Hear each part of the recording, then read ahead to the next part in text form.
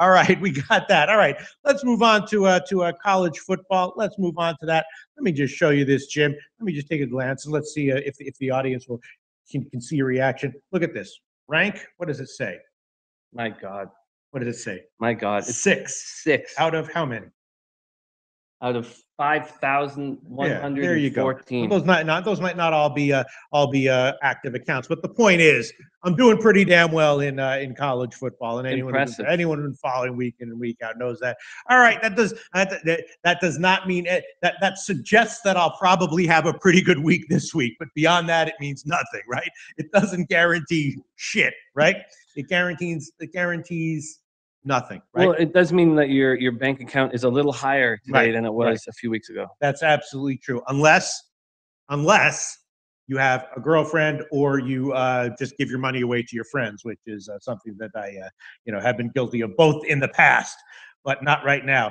All right, so there's a bunch of picks that I haven't done my full research on this card at all, but there are a bunch of picks that I did make. The first one that I did bet, I will take Bowling Green as a big home underdog against Ohio. Bowling Green, I did take them last week, and that was one of my losers, actually. And I also took Northern Illinois minus the points, and that was also one of my losers last week. But I think considering the way both teams are playing right now, what's been going on, I'm willing to bet that Bowling Green is a reasonable bet to keep it close in this one, more likely than not. So 13.5 is the line. That's where I bet it. Hasn't moved since then. So plus 13.5 minus 106 at Pinnacle is going to be one bet that I will definitely throw on.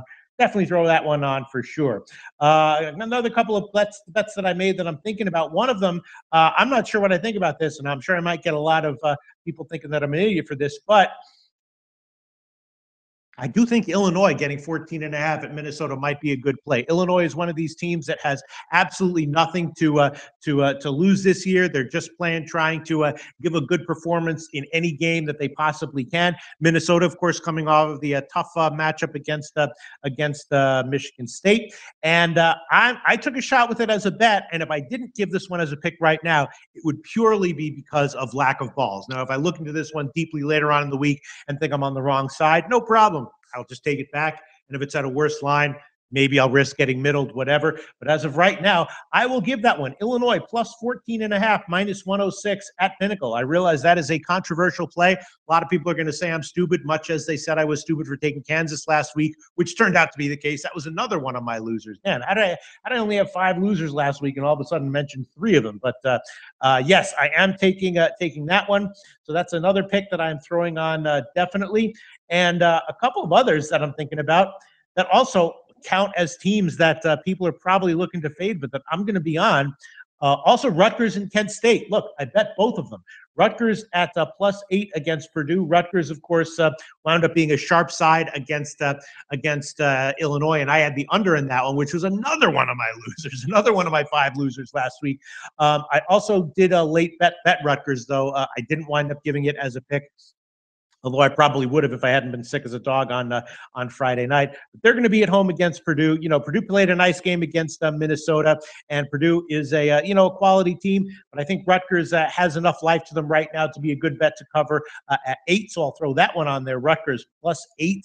Minus 105, actually, betonlinesportsbetting.ag, plus 8 minus 105 against Purdue. And then also, I'm thinking that Kent State might be a decent bet against Ohio. I think they've looked a little bit worse than they actually are. And, Ohio, a nice team. I faded Ohio last week and got burned on that one. But again, I might pull this one later on in the week. Very, very, very much might. And if I do, that's fine. But I will take Kent State.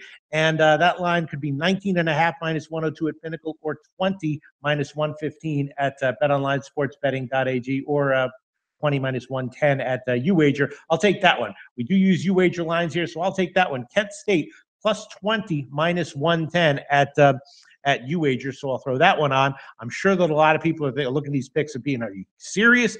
Kent State, friggin' Rutgers, friggin' Bowling Green, friggin' Illinois. Yeah, look, I don't know. I have my methods. Those are the picks that I'm taking right now.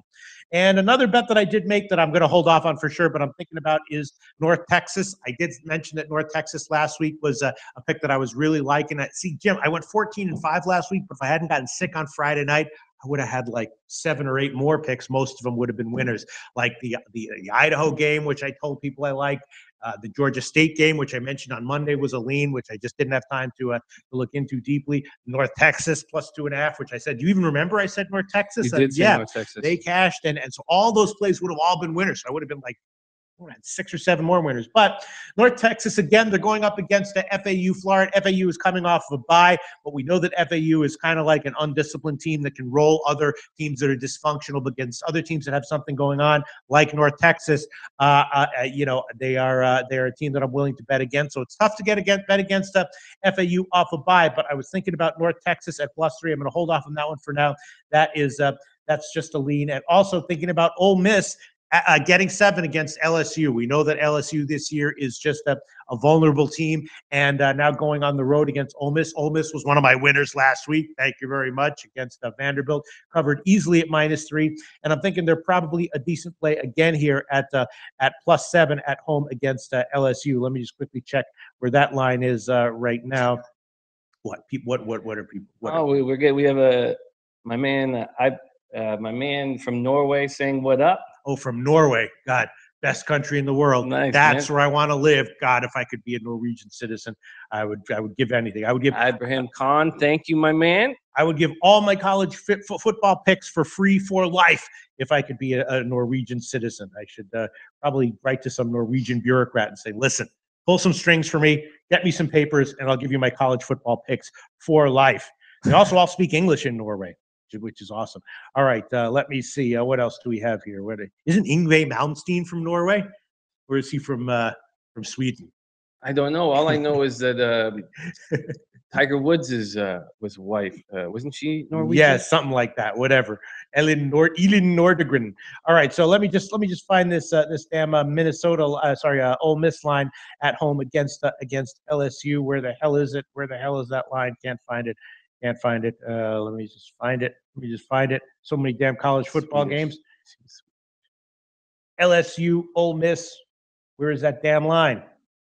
Where's that damn line? Maybe SBR Odds hasn't put it up yet. Come on, guys. You got to put these lines up. LSU, Ole Miss. LSU, Ole Miss. I'm seeing Southern Miss, Louisiana. Oh, there we go. All right. Yeah, no. Now it's down to 6.5. Greek still has 7. All right. I'll throw that one on right now. And again, I'll pull it later on if I need to / or want to. But market wide at 6.5. The Greek has 7. So I'll throw that one on there. Ole Miss +7 -110. I definitely have to do some more research into that one to make sure there's nothing wrong with the Ole Miss that I'm not aware of yet. But I'm definitely on that one. So I figure why not give all the picks that I have bet so far in the opening lines. Rutgers +8, Bowling Green +13.5, Kent State +20, Illinois +14.5, and Ole Miss +7. Those are all bets that I made on the opening lines. And the reason I don't have more picks and that I didn't crunch more of the opening lines is because I'm still recovering from being sick. And again, if you lose half a day or a day in this business, your schedule gets thrown way off. I have not even taken one glance at the NFL opening lines. Have you, Jim the Bag? I haven't taken a good look. Yesterday was a tough day, so I'm just gonna kind of lick my wounds. So you're having some psychological recovery, whereas I'm having physical recovery. Hey guys, thanks for tuning in to our channel. Now we've put a lot of work into producing all these free videos, so please help us out and keep all our content free for you forever by simply liking, sharing, commenting, and subscribing. Now, not to mention, a visit to our industry-leading website will warm the hearts of all our SBR employees, especially myself. Now, the links are over there to the left, so do check those out. Thanks for watching.